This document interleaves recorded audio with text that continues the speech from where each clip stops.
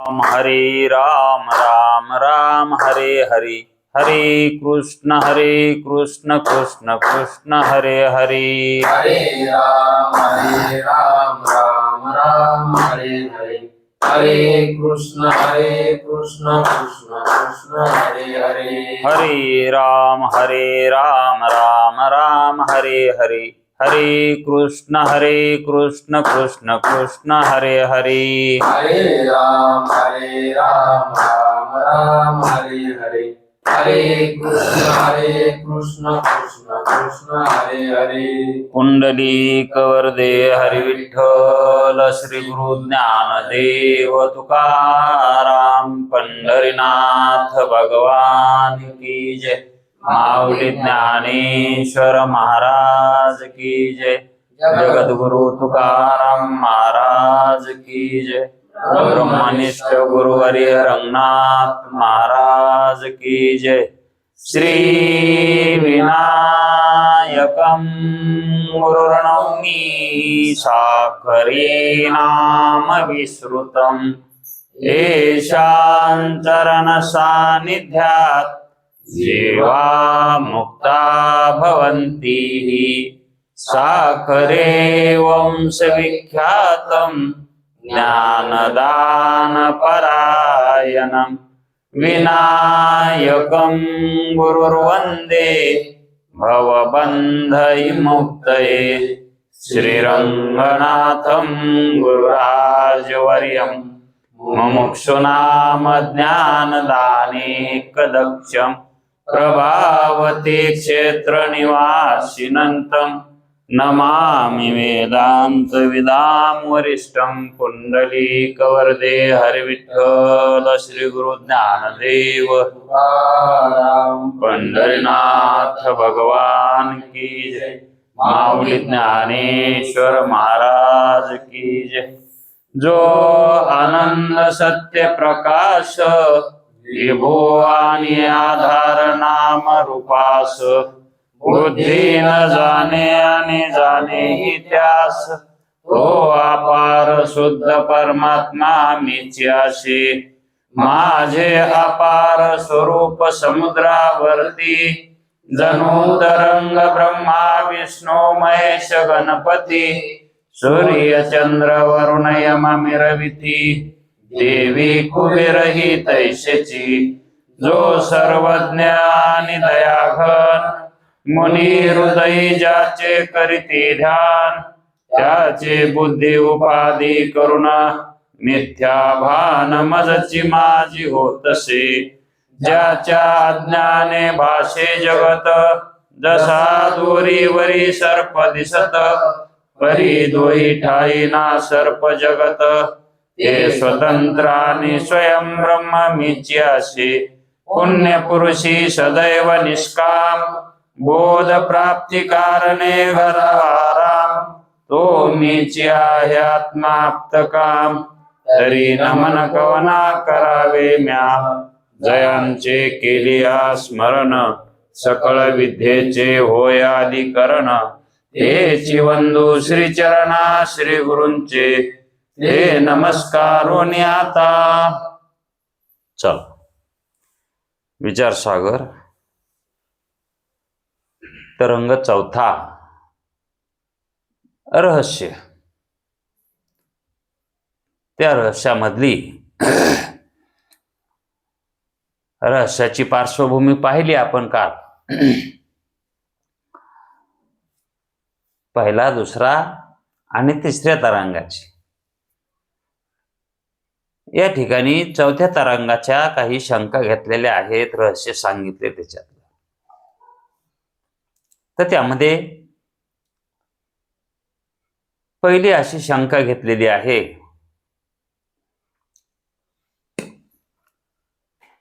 ब्रह्मज्ञानी पुरुषास विषयाची इच्छा व विषय प्राप्तीपासून आनंद होतो की नाही विषयापासून आनंद होतो की नाही आणि विषयाची इच्छा होते की नाही विषय आणि आनंद हा जो कार्यकारण भाव लावलेला आहे, हा कार्यकारण भावच चुकीचा आहे. मुद्लात विषय आणि आनंद हा जो कार्यकारण भाव लावलाय, हाच मुळात चुकीचा आहे. पण इथं जी संसारिक माणसे आहेत, दुःख संसारामध्ये संसार सत्य मानणारे, विषयाला सत्य मानणारे, विषयाची इच्छा करणारे, अशांना ही शंका होत असते. ज्यावेळेस सत्पुरुष, एखादा महात्मा ज्ञानी पुरुष, तो त्याच्या साधनेवर आरूढ असतो आणि त्या पुरुषाबद्दल संसारिक जीवांची संशय नजर असते, संशयात्मक दृष्टी असते, की जसे आपण वावरतो, विषयाची इच्छा करतो आणि आपल्याला विषयापासून आनंद होतो, मग ज्ञानी पुरुषाला विषयाची इच्छा होत असेल का नाही? आणि जर विषयाची इच्छा होत असेल तर त्या विषयापासून त्याला आनंद मिळतो का नाही? ज्ञान होणं म्हणजेच संसारिक पुरुषाला वाटतं की ज्ञानी पुरुष हे फार वेगळेच असायला पाहिजे. वेगळे म्हणजे ते आपल्या जगतात नसायलाच पाहिजे. ज्ञान झालं म्हणजे काही शिंग येतात का? आणि ज्ञान झालं म्हणजे काय प्रपंच काय वेगळा करावा लागतो का? मग ज्ञान होणं म्हणजे काय हे ज्याला माहित नाही, ज्ञानाच्या गावाला कधी गेलाच नाही, त्याला अशा शंका होतात. याला पडीत मूर्ख म्हणतात.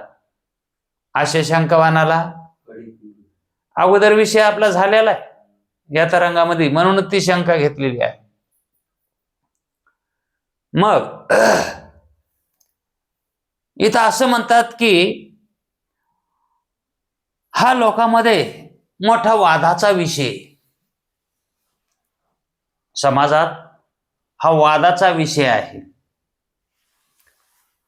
कोणता वादाचा विषय? नाही, कोणी म्हणतात नाही हो, त्यांना इच्छाच होत नाही, म्हणून तर ज्ञानी पुरुष संन्यास घेतात. ज्ञानी पुरुष लग्नाच्या भानगडीत पडत नाही, असं त्यांना वाटतंय. आणि मग कोणी म्हणतात नाही नाही, ज्ञान झालं म्हणून काय झालं? तुकाराम महाराज ही संसारिक होते, एकनाथ महाराज ही संसारिकच होते, ज्ञान झालं म्हणून काय त्यांनी संसार सोडला नाही, असंही म्हणणार आहेत ना काही. मग नेमकं काय धरायचं? ज्ञानवान म्हणजे संसारिक असतो का संसारिक नसतो, हा वादाचा विषय. म्हणजे ज्ञानी पुरुषानं संसार करावा का न करावा, त्या अगोदर ज्ञान म्हणजे काय हे पाहावं लागेल आणि त्याच्यावरून ठरवावं लागेल की ज्ञान झाल्यावर तो पुरुष संसारात असतो का नसतो, विषयात असतो का नसतो, आणि विषयापासून त्याला भोग होतो का नाही, आनंद होतो का नाही, हे ज्ञानावर अवलंबून आहे. ज्ञानाची भूमिका कशी आहे, ज्ञान कोणतं आहे, ते काय करतं ज्ञान, त्या ज्ञानानं काय परिवर्तन होतं, कशावर परिवर्तन होतं, देहावर होतं का इंद्रियावर होतं का वृत्तीवर होतं, ह्या सगळ्या भूमिका पाहाव्या लागतील. त्यावेळेस मग सत्य कळन की ज्ञानी पुरुष हा संसारी असतो का नसतो म्हणून. हेच जे सूक्ष्म विचार आहेत यालाच रहस्य म्हणायचं. हे सहसा ज्ञान असे उकल संच सहसा कुठं आपल्याला मिळत नाही ऐकायला, कधी चर्चा बी निघत नाही याची अशी. पण हा वाद मात्र जगामध्ये चांगला बळकलेला आहे, बळकावलेला आहे. पण जो वेदांत शास्त्रामध्ये आलाय त्याला याचा उलगडा झालेला आहे आणि होता असतो. मग हा वादाचा विषय कधी मिटल? जेव्हा तो शास्त्र श्रवणाला येईल त्यावेळेस त्याला कळेल की ज्ञानी पुरुष विषयामध्ये असतो का नसतो म्हणून, किंवा त्या विषयापासून त्याला आनंद होतो का होत नाही म्हणून. हा मोठा वादाचा विषय आहे. याचे उत्तर या तरंगात सोपपतिकपणाने दिलेले आहे. याच तरंगामध्ये अगोदर चांगली त्यांनी चर्चा केलेली आहे आणि 5व्या तरंगात ही करणार आहेत आणि 6व्या तरंगात ही याबद्दल पुष्कळ विचार करणार आहेत, 7व्यात सुद्धा करणार आहेत. 5व्या तरंगात नाही वाटतंय, 6व्या आणि 7व्या तरंगामध्ये याबद्दल पुष्कळ काही विस्तारानं सांगितलेलं आहे. म्हणून 6व्या 7व्या तरंगात या तरंगामध्ये सांगितले म्हणून इथं याच्याबद्दल तेवढं काही आता विचार करण्याची गरज नाही म्हणले, जास्त लिहित नाही इथं. म्हणून इथं काही तेवढं त्यांनी विस्तार केलाच नाही, नुसती शंका घेतली. पण या तरंगामध्ये चिंतने विषय हा घेतलेला आहे हे कळावं म्हणून नुसती शंका त्या ठिकाणी दाखवून दिली. पण आपण जर थोडा विचार केला तर आपल्यालाही सिंहावलोकन व्हावं. पाठीमाग ऐकलेला विषय आपल्याला ज्ञात आहे का नाही याबद्दल थोडंसं आपण पाहू. विषय आणि आनंद हा दोन्हीचा संबंध आणि त्या संबंधापासून त्या संबंधाचा परिणाम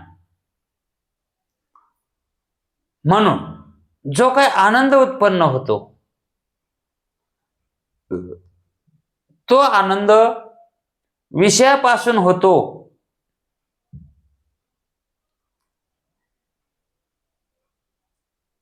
असं जर म्हणावं तर विषयामध्ये आनंद असला पाहिजे, तेव्हा विषय प्राप्तीच्या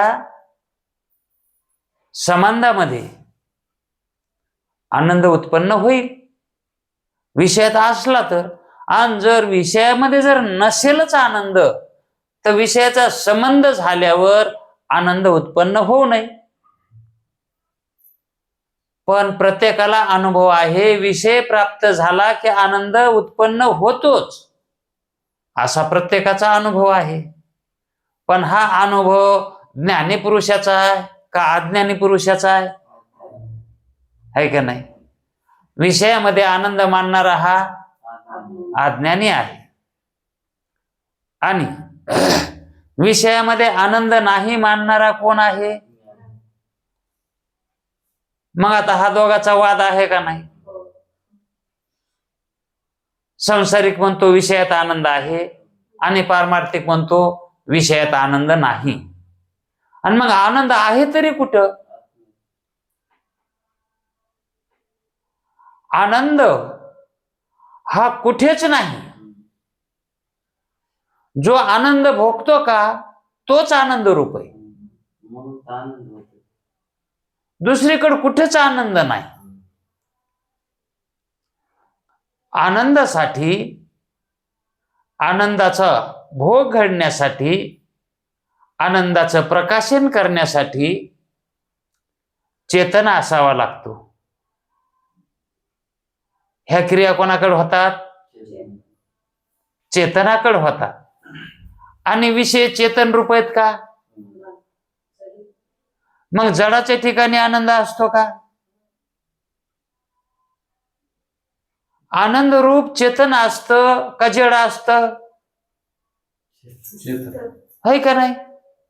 आणि मग एक चेतन सोडून बाकी सर्व काय आहे? जितके म्हणून पृथ्वी तलावर पदार्थ आहेत तितके जड पदार्थ आहेत. आणि मग त्याच्या ठिकाणी आनंद कसा असू शकेल? मग ज्याच्या ठिकाणी आनंदच नाही अशा ठिकाणी ज्ञानी पुरुषाची प्रवृत्ती कशी घडेल? तो कसा प्रवृत्त होईल? मग ज्ञानी पुरुष ईश्वराची इच्छा होते का नाही? त्याची इच्छा होण्यासाठी काय प्रयोजन त्यानं ठरविलेलं आहे? आनंद घ्यावा असं त्याचं प्रयोजन आहे का? कारण त्यानं आनंद स्वतःच स्वरूप मानलेला आहे. तर तो दुसरीकडून कुठून आनंद मिळविण्याचा प्रयत्न कशाला करील?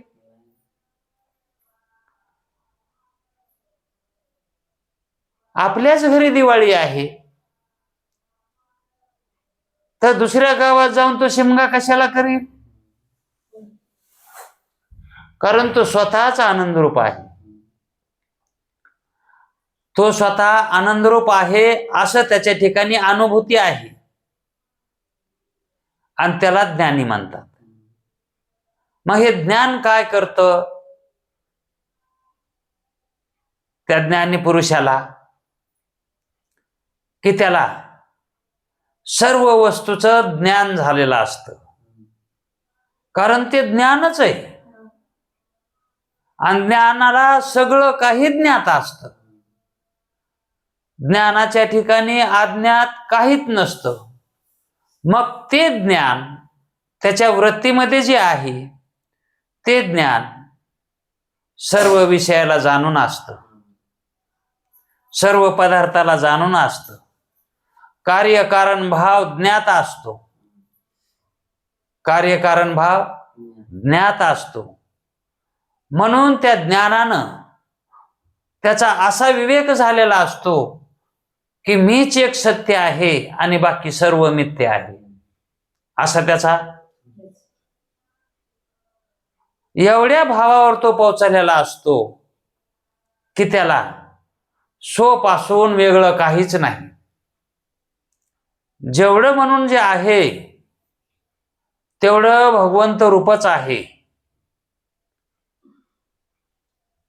ब्रह्मरूपच आहे. कारण त्याचा सर्व भेद मावळलेला असतो.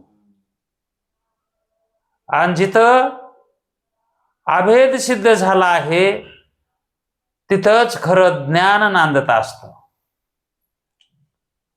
जिथं वैराग्य असतं, जिथं विवेक असतो तिथंच ज्ञान असतं. ज्ञानाला जगण्यासाठी वैराग्य लागतं, विषय नाही. ज्ञानाला जगण्यासाठी वैराग्य असेल तरच त्या ठिकाणी ज्ञान असतं. आणि वैराग्य जर नसेल मग विषयाची इच्छा होणं, विषयाला प्राप्त करून घेणं आणि विषयामध्ये आनंद मानणं याला वैराग्य म्हणतात का?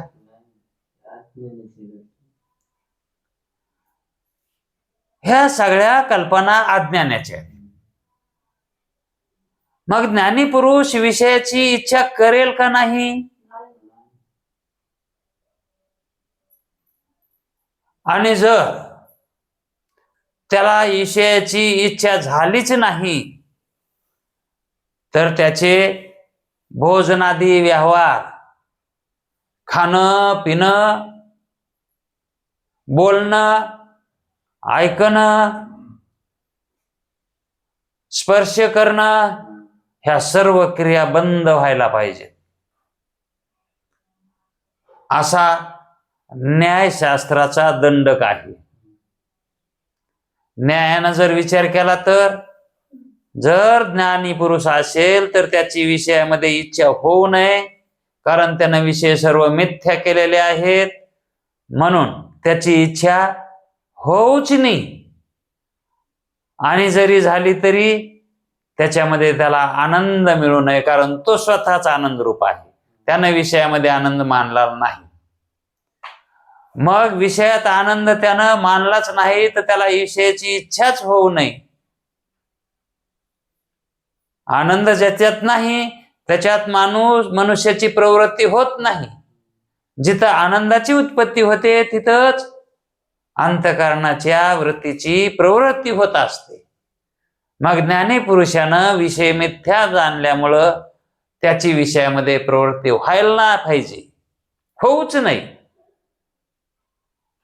पण यावर वेदांती शास्त्र एक असं शास्त्र आहे की ते शास्त्राचं शास्त्र आहे. कशाचं? शास्त्राचं शास्त्र. कारण न्यायशास्त्रकारांनी सगळ्या शास्त्राला हरविले.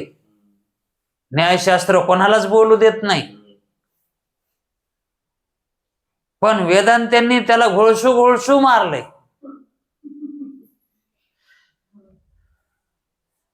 या विषयाबद्दल न्यायिकाचं काय मत आहे की ज्ञानी पुरुषाला ज्ञान झाल्यामुळं त्या ज्ञानाचा परिणाम असा होतो की विषयामध्ये ज्ञान नाही हे कळत आहे. म्हणून ज्ञानी पुरुष विषयामध्ये प्रवृत्त होत नाही. का तर विषय हे दोषजन्य आहेत. विषय सेवन करणे हे दोषजन्य आहेत असं पूर्वशास्त्र सांगत असतं. पूर्वशास्त्र आणि असा विषय न्यायशास्त्रानं सांगितल्यावर वेदांती म्हणतात, जर ज्ञानी पुरुषानं विषयाची इच्छा आणि विषयामध्ये आनंद हा मानावा का न मानावा, हा त्याचा प्रमात्याचा वृत्तीचा खेळ आहे. हा आत्म्याचा खेळ आहे का? आत्मा कसा आहे? अकर्ता आहे, अभोक्ता आहे आणि विषयापासून तो अलिप्त आहे.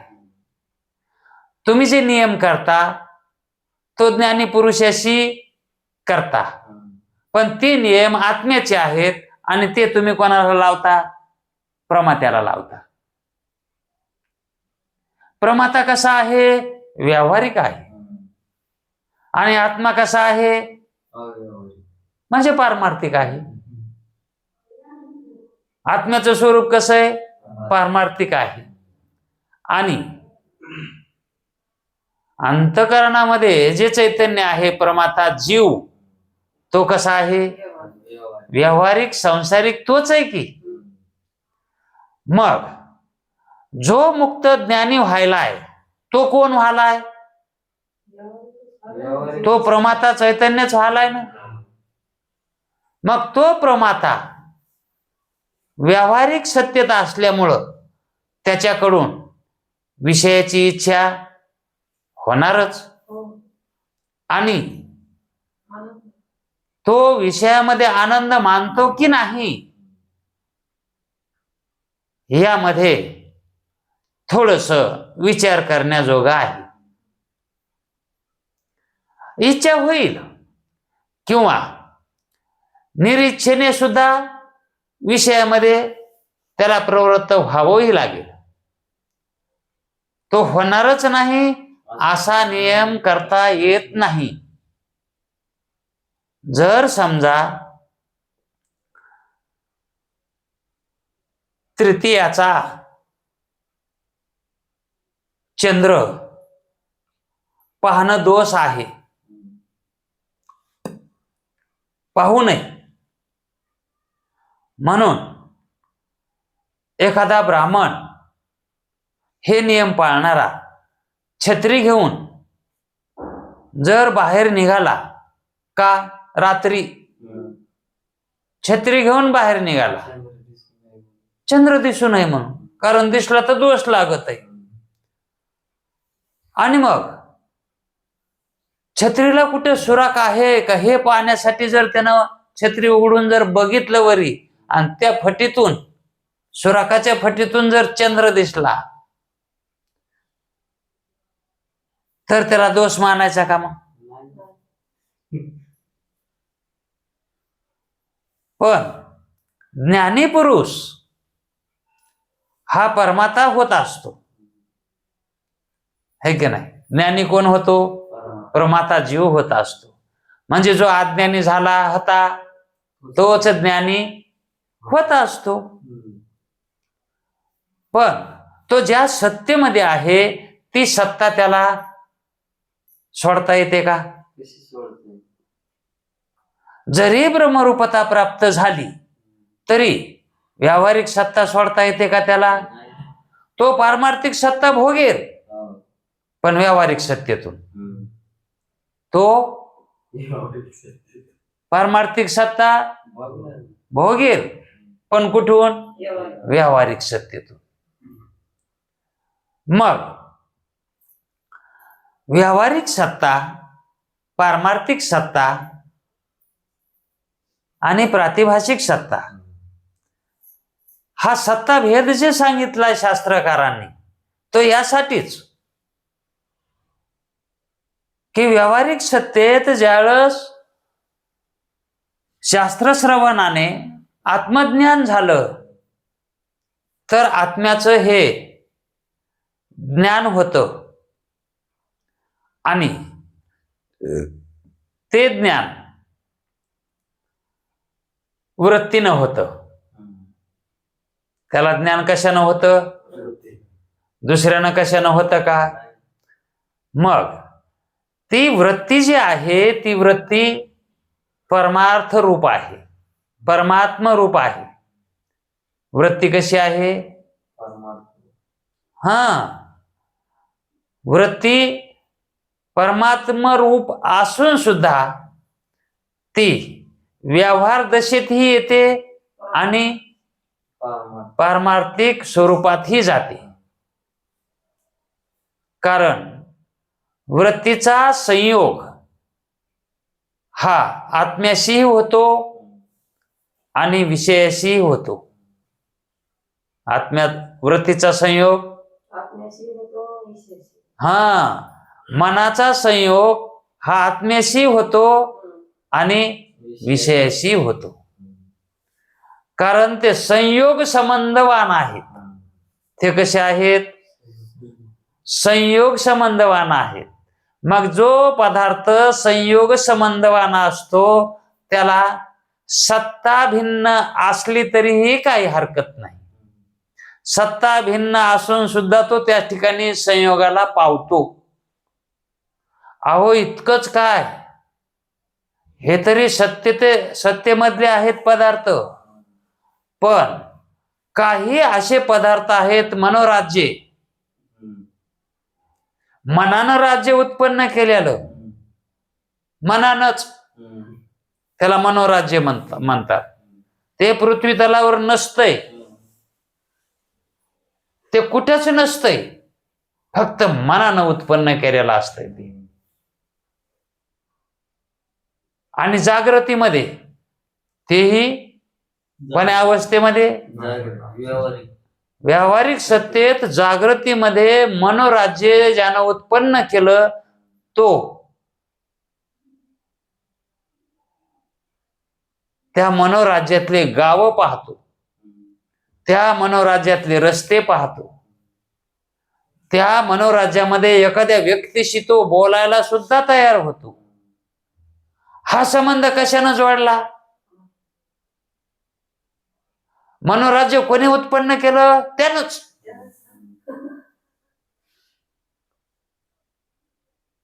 त्या राज्यामध्ये एक राजा त्यानंच उत्पन्न केला. त्या राजाच्या पत्नी राणी त्यानंच उत्पन्न केली.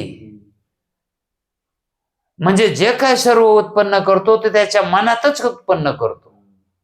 आणि त्याच मनातून त्याच मनोवृत्तीनं तो मनोराज्य न्याहाळीत असतो. मग त्या मनोराज्याशी संबंध करता येतो. वृत्तीचा संबंध त्याच्याशी लावता येतो. मग ही वृत्ती व्यावहारिक सत्तेतल्या पदार्थाशी संबंध न करायला काय झालं, आणि पारमार्थिक सत्तेतल्या पदार्थाशी संबंध न करायला काय झालं? कारण जी भगवत रूप असते वस्तू ती सर्व ठिकाणी असते, ती सर्व ठिकाणी जाऊ शकते, सर्व विषयाला जाणू शकते. कारण ती परमात्म्याचीच असते. मग ही वृत्ती कोणाची आहे? परमात्म्याचीच वृत्ती आहे. जसं पुराणामध्ये आपल्या धर्मशास्त्रामध्ये सीता कोणाची आहे? रामाचीच आहे. तिथं जरी जनक तिचा पिता जरी सांगितला असला, जनक तरी कसा सांगितलाय तो? पिता म्हणून जरी सांगितला असला तरी कसा सांगितलाय तो? त्याचा पुत्री आणि पिता यांचा जो संबंध सांगितलाय तो व्यावहारिक संबंध सांगितलाय का? व्यावहारिक संबंधानं ती त्याची पुत्री नाही, है का नाही? मानस संबंध सांगितलाय, मानली तशी ती. रानात त्याच्या सापडली म्हणून, है का नाही?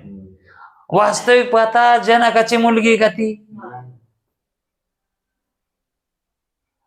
मग आता जनकाची नाही तर मग कोणाची आहे?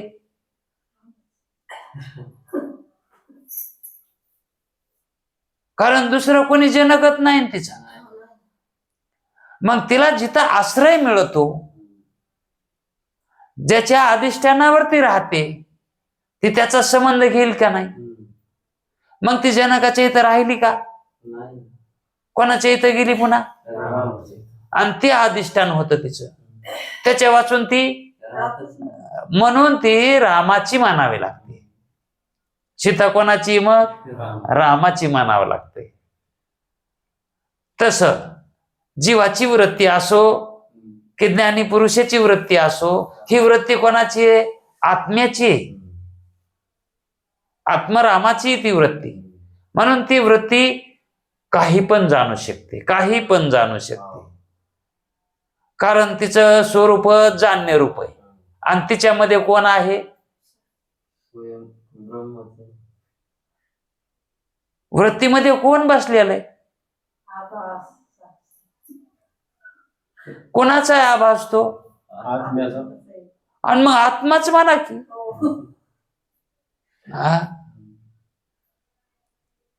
मग तोच आत्मा म्हणजे वृत्ती आहे. तोच वृत्ती रूपानं या ठिकाणी आपणाला प्रतीतीला यालाय, है का नाही? मग हे सर्व व्यवहार कशानं करायलो? तर आपण वृत्तीनंच करायलो. मग वृत्तीनं करायलो मध्ये एकट्या वृत्ती नाही का? वृत्तीमधल्या आभासासहित हे व्यवहार व्हायलेले आहेत. मग ती वृत्ती एवढी ज्ञानरूप असते की विषय पदार्थ हे सत्य आहेत का मिथ्या आहेत हे तिला कळत आहे, है का नाही? मग जो अज्ञानानं ग्रस्त आहे त्याला पदार्थाचं ज्ञान नाही. पदार्थाचं यथार्थ रूपानं ज्ञान नाही.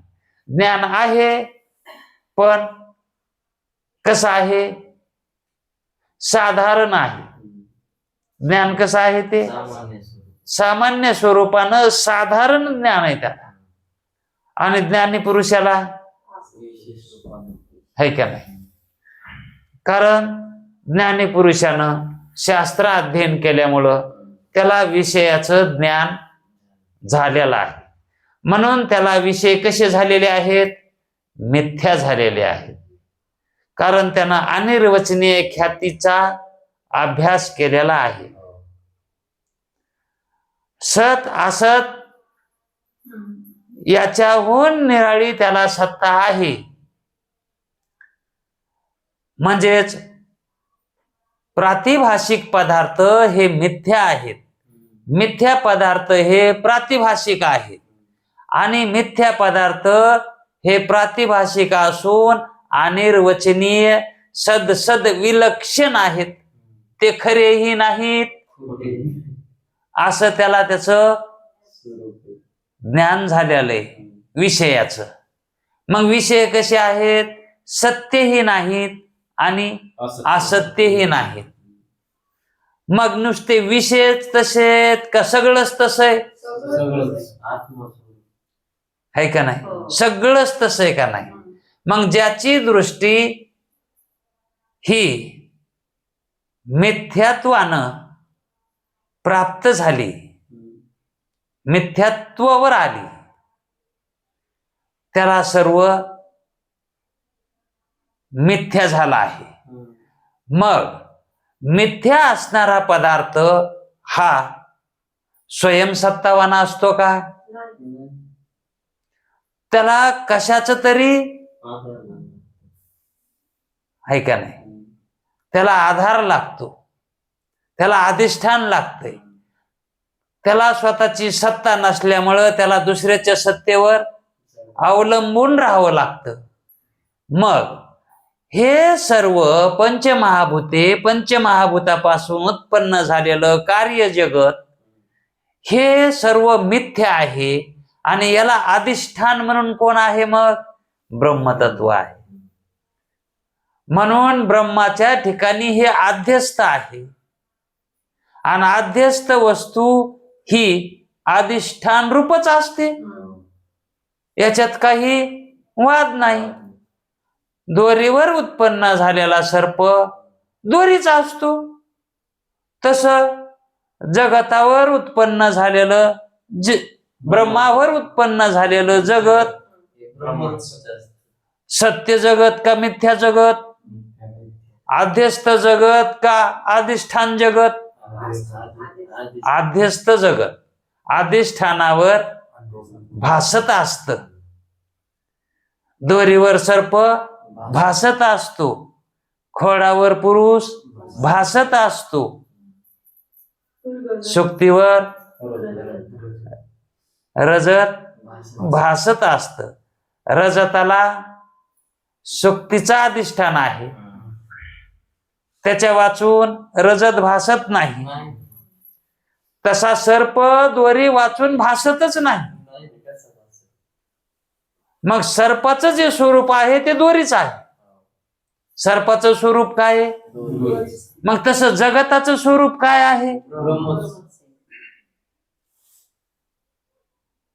मग जगत ब्रह्मरूप नाही का? आणि मग ज्या वृत्तीचा विषय ब्रह्म आहे, ज्या वृत्तीचा विषय ब्रह्म झाला आहे, मग ती वृत्ती कशातही जरी गेली, संसारिकाच्या दृष्टिकोनातून, त्याच्या दृष्टिकोनातून विषय विषय आहे, पण मुक्ताच्या दृष्टिकोनातून तो विषय विषय नाही, तो ब्रह्म आहे. म्हणून त्याची इच्छा तिथं झाली काय आणि न झाली काय, याला म्हणायचं अनिर्वचनीय ख्याती. याला काय म्हणायचं? अनिर्वचनीय ख्यातीचा स्वीकार. म्हणून अनिर्वचनीय ख्यातीचा स्वीकार हा केल्या वाचून संगतीच लागत नाही. संगती लावण्यासाठी अनिर्वचनीय ख्याती लागते. म्हणून तर इतर सर्व ख्यात्यावाद्यांची ख्याती ख्यात्यावाद्यांची सर्व ख्यात्या ह्या निष्फळ ठरल्या आहेत हे आपण पाहिले. आणि अनिर्वचनीय वेदांत्यांची हीच ख्याती कशी सर्वश्रेष्ठ आहे हे आपण जाणून घेतलं आहे. म्हणून या ठिकाणी मार्मिक चिंतन एक असंच आहे की ज्ञानी पुरुषाला ज्ञान झाल्यावर किंवा सांसारिक पुरुषाला ज्ञान झाल्यावर तो मुक्त होतो. आणि मग मुक्ताचा व्यवहार हा बद्धासारखा होतो का? मुक्तासारखा होतो. मुक्ताचा व्यवहार आणि संसारिकाचा व्यवहार, बद्धाचा व्यवहार हे व्यवहार दोघांचे सारखेच असतात. वरून दिसायला सारखेच असतात. म्हणून तर मुक्त ओळखू येत नाही, म्हणून तर संत ओळखू येत नाही. नाही तर संत कुणालाही कळाला असता. संतत्व हे कुणाला कळतं का? मग संताला धक्का हाणून गेला तरी संत का ओळखू येत नाही? एकनाथ महाराज संत होते, त्यांच्या अंगावर येऊन का थुकला त्याला का कळालं नाही हा संत आहे म्हणून? मंबाजीनं तुकाराम महाराजांना मारलं त्याला का कळालं नाही हे संत आहेत म्हणून?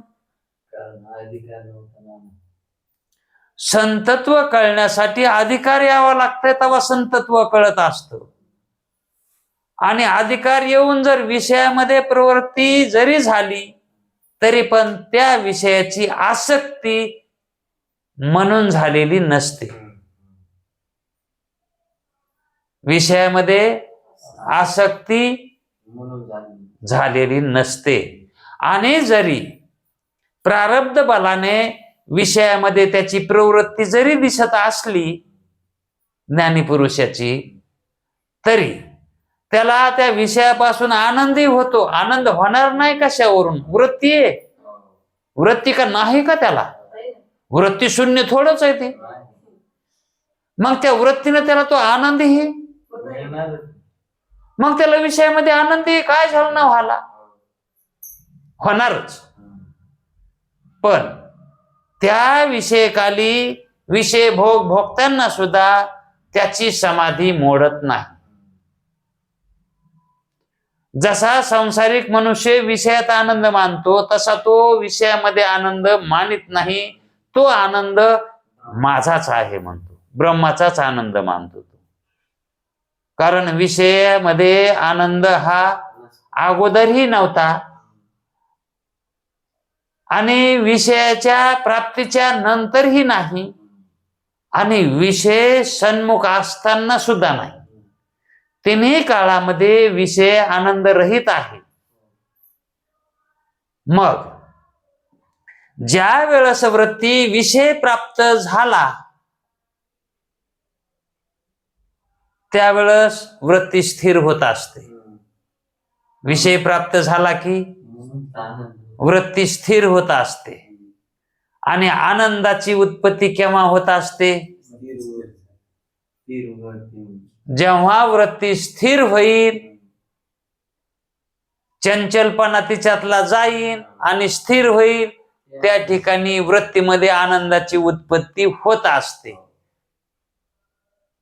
मग वृत्ती विषय प्राप्तीसाठी अगोदर चंचल असते, तशी ज्ञानी पुरुषाची वृत्ती चंचल नसते आणि सांसारिक पुरुषाची वृत्ती चंचल असते विषय प्राप्तीसाठी. त्याची वृत्ती चंचल होत नाही. विषय प्राप्तीच्या अगोदरही त्याची वृत्ती स्थिरच असते, आनंदातच असते. विषय प्राप्त झाला तरीही आणि विषय त्याच्यापासून दूर गेला तरीही.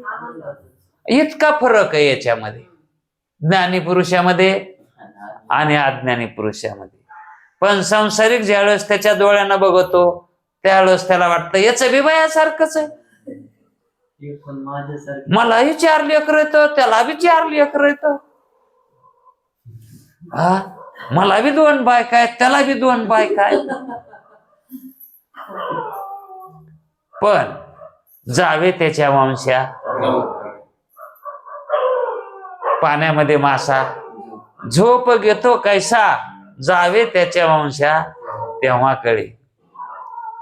तशी अवस्था प्राप्त होऊन बघितलं तरच हे आपणाला यथार्थ ज्ञान होईल की ज्ञानी पुरुषाच्या ठिकाणी विषयाची इच्छा होते, आणि जर होत असेल तर विषयामध्ये आनंद होतो का नाही. तर ज्ञानी झाल्याशिवाय कसं कळण हे. असं किती सांगितलं तरी परोक्षच होणार. असं किती जरी संसारिकाला सांगितलं तरी त्याला काय होणार. मग त्याचा विश्वास बसेल का परोक्षामुळं. किती सांगा ना तुम्ही, पोट तिडकीनं सांगा की नाही बाबा हे असं असतंय, पण तो या गोष्टी मानित नाही. म्हणून तो मुक्त पुरुषाला, ज्ञानी पुरुषाला दोषदृष्टीनंच पाहत असतो. म्हणून त्याला त्या ठिकाणी संतत्व कळतच नाही. आणि संतत्व नाही कळालं की त्याची प्रगतीच होत नाही. कारण विश्वास हार्यता कोठे ठेवावी, संताच्याच ठिकाणी ठेवावी, आणि संत कळत नाही. श्रद्धा ठेवावी लागेल ना तिथं. मग श्रद्धा कशी बसेल. अवघड आहे संसारिकाचं. संसारिक म्हणजे आळरानातला माणूस आहे, प्राणी आळरानातला. कारण तो वाटेवरच नाही, तर त्याला ब्रह्म कधी कळेल. ब्रह्म कळण्यासाठी, ब्रह्म जाणण्यासाठी, ब्रह्मरूप होण्यासाठी सत्शास्त्र श्रवण हे घडावं लागतंय. आणि ज्याचं पूर्वपुण्याई सुकृत असेल त्यालाच हा लाभ होत असतो. कारण इथं सगळं काही देवाणघेवाण करून तसं काही होत नाही. लाचलुचपत इथं जमत नाही.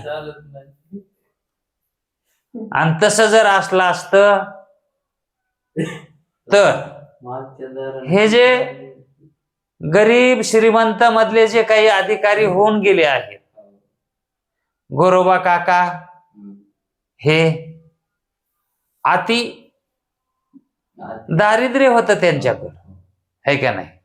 चोखोबा, आणि तेच असून सुद्धा तो मुक्त झाला. म्हणजेच गरीब आणि श्रीमंत असा ब्रह्मज्ञानाकरता भेद होत नाही. नाथ महाराज श्रीमंत होते आणि तुकाराम महाराजाची श्रीमंती असलेली गेली. श्रीमंती 3 दृष्टांत आहेत बरं का, 2 नाही. गरीब आणि श्रीमंत, आणि एक श्रीमंत असणारे गरीब होतात. म्हणजे असा काही नियम करता येतो का ज्ञान प्राप्तीनं असं होतंय म्हणून. नाथ महाराज श्रीमंत ते श्रीमंतच राहिले. चोखोबा दारिद्र्यातच राहिला.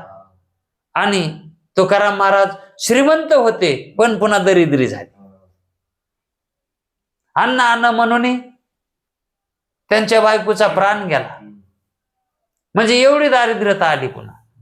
मग हे कशावर अवलंबून आहे. आपल्या पूर्वकर्मावर अवलंबून आहे. जसं आपलं अदृष्ट असेल, जसं संचित असेल, अन्नमान धन हे प्रारब्धाच्या अधीन आहे का नाही.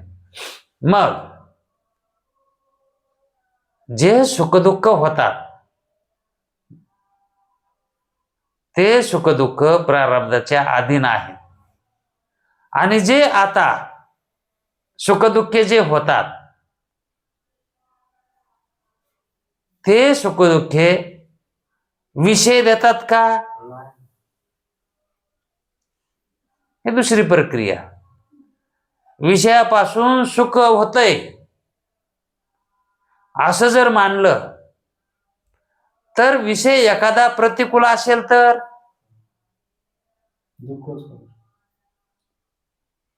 म्हणजे काही काळ तो विषय त्याला आनंद द्यालाय आणि काही काळ तोच विषय आहे का नाही. मग त्या विषयाच्या ठिकाणी आहे का सुख दुःख.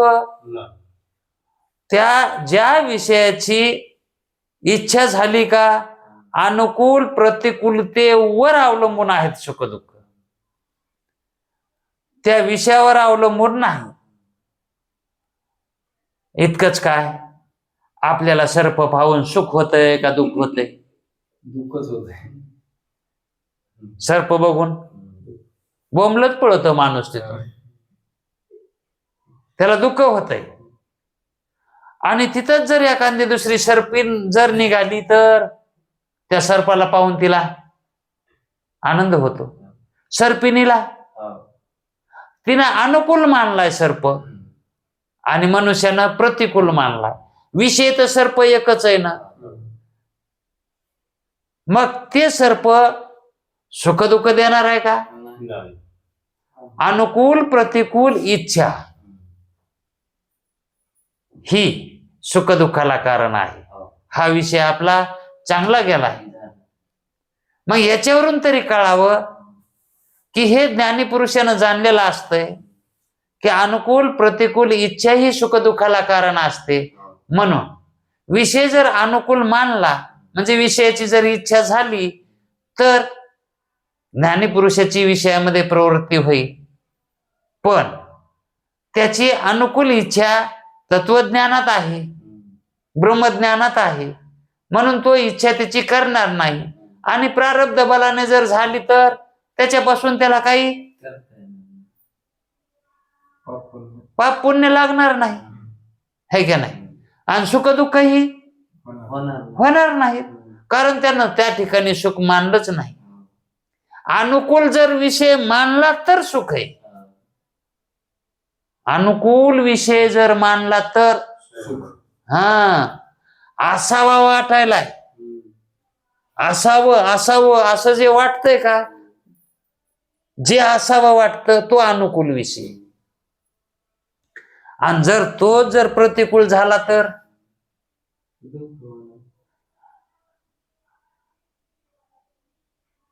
आयुष्याच्या शेवटी, आयुष्याच्या शेवटी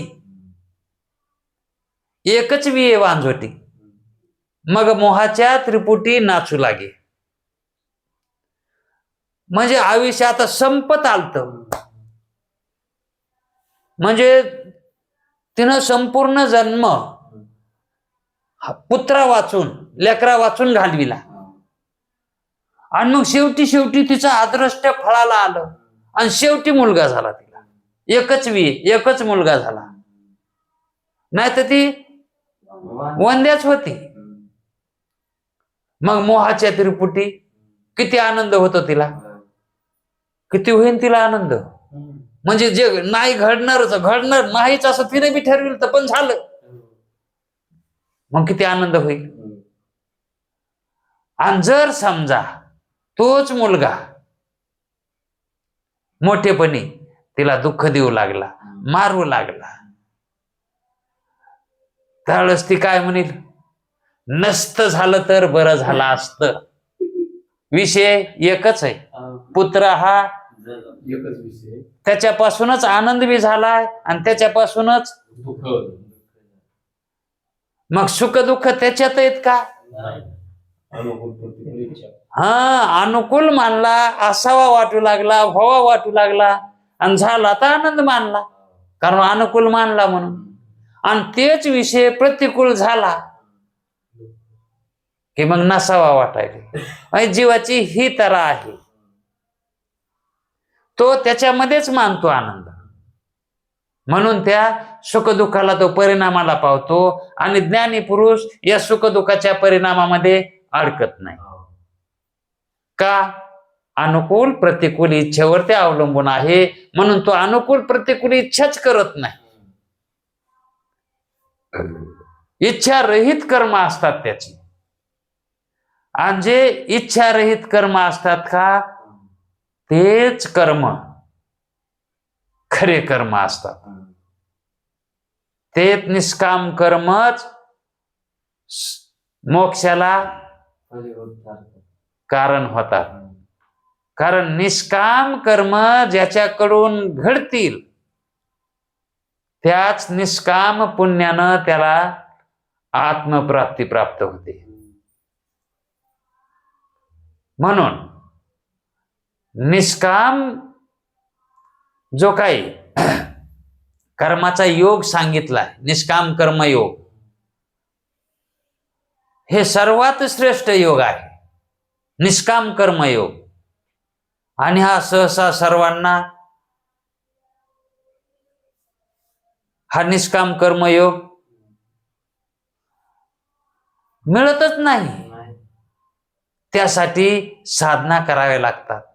विवेक वैराग्यादी साधना केले तरच हा निष्काम कर्मयोग साधता येतो. म्हणून निष्काम कर्मच हे मोक्षाला कारण आहे. परंपरेनं जर बघितलं तर, आणि निष्काम कर्म झाल्याशिवाय ज्ञान होतच नाही. कारण चित्त जे शुद्ध होतंय का ते निष्काम कर्मानच होतंय, दुसरं कशानच होत नाही. कोणी म्हणेल श्रवणानं, मग श्रवण ही निष्कामच आहे ते कसं काम आहे का? निष्काम कर्मानच होतंय चित्त शुद्ध. आणि चित्त शुद्ध असणाऱ्या मनुष्याला इच्छा ह्या सतरूपानं होत नाही. बाधित वृत्तीनं सर्व व्यवहार त्याला करता येतो, किंवा त्याचा व्यवहार बाधित वृत्तीनं होत असतो. आणि त्यालाच म्हणायचं आद्रष्ट. त्यानं आद्रष्टावर सोडून दिलेला असतो. वाहू हा संसार देवा पायी. ही परमार्थाची अवस्था आहे. या अवस्थेत असणारा पुरुष कधीच विषयामध्ये आनंद मानत नाही. कारण इतरत्र कुठे आनंद नाहीच. आनंदाची जी उत्पत्ती होते ती विशेष वृत्तीनंच होते. आणि जिथं विशेष वृत्ती उत्पन्न झालेली आहे तिथं तो आनंद सदोदित असतो. ती वृत्ती दुःखाला कधीच पावत नाही. आणि मग जी वृत्ती दुःखाला कधीच पावत नाही ती विषय प्राप्तीपासून पुन्हा सुखरूप होईल का? आनंदाचे डोही आनंद तरंग, आनंदाचे अंग आनंदाचे काय सांगू झाले काहींची याबाई. काय झालंय त्याला, काय झालंय म्हणून सांगा. पुढे नाही चाली आवडीने, याचा अर्थ काय? पुढे नाही चाली, प्रवृत्ती होत नाही विषयामध्ये, आवडीनं होतच नाही. मग कशी प्रारब्ध बलानं होत असेल तर त्याला तो काही करत नाही. म्हणून ज्ञानी पुरुष आणि अज्ञानी पुरुष ह्या दोन पुरुषांची जर तुलना केली तर ब्रह्मज्ञानी पुरुषास विषयाची इच्छा आणि त्या विषयापासून आनंद हा होतो की नाही अशी शंका ही संसारिकालाच होत असते, मुमुक्षुला नाही होत. मग हे कुणाला सांगितलंय? जर मुमुक्षुला तसं वाटत असेल, कारण मुमुक्षु केव्हा होतो? सर्व साधने प्राप्त त्याने केले असेल तर. मग त्याला साधने प्राप्त झाल्याच्या नंतर जी शिकवण असते त्या शिकवणीमधली ही शिकवण आहे की विषयामध्ये आनंद नाही. आणि ज्ञानी पुरुष हा विषय भोगत असताना सुद्धा समाधीत असतो हे मुमुक्षुला सांगायचं असतंय. त्याची समाधी कधीच मोडत नाही, त्याची समाधी कधीच मोडत नाही. म्हणून असा त्याचा नियम काही करता येत नाही. म्हणून अज्ञानी पुरुषाला विषयामध्ये विषयाची इच्छाही होते आणि तो विषयामध्ये आनंदही मानतो, पण त्याला ज्ञान नसल्यामुळं त्याला तिथलच्या परिणामाचं ज्ञान प्रकाशन करता येत नाही. तिथलच्या प्रक्रियाचं त्याला भान भानाचं प्रकाशन करता येत नाही, म्हणून त्याच्या ठिकाणी अज्ञान मानावं लागतं. कारण सत्य ज्ञानाचा तिथं उकलसंच होत नाही, म्हणून संसारिकाच्या ठिकाणी अज्ञान आहे. विपरीत ज्ञान म्हणा, अज्ञान जरी नसलं तरीही विपरीत ज्ञान म्हणा, शेवटी विपरीत ज्ञान बी अज्ञानच आहे ना. मग अज्ञान म्हणलं काय आणि विपरीत ज्ञान म्हणलं काय? हा, मग हा जो या ठिकाणी विषय घातला होता, तो विषय थोडासा आपणच घातला, पण यांनी इथं सांगितला नाही. पण यांनी तोंड काढून दिलं होतं, म्हणून आपल्याला तोंड फुटलं. त्यांनी काढून दिलं होतं तोंड, म्हणून आपलं तोंड फुटलं. म्हणून आपण हा विषय घातला. आणि ही पहिली शंका होती. आता उद्या दुसरी शंका एक आहे की भ्रमामध्ये अनिर्वचनीय ख्यातीची आवश्यकता, अनिर्वचनीय ख्यातीची आवश्यकता लागते का नाही लागत, तो विषय आपण उद्याच्या वेळात पाहू. पुंडलिक वरदे हरी विठ्ठल.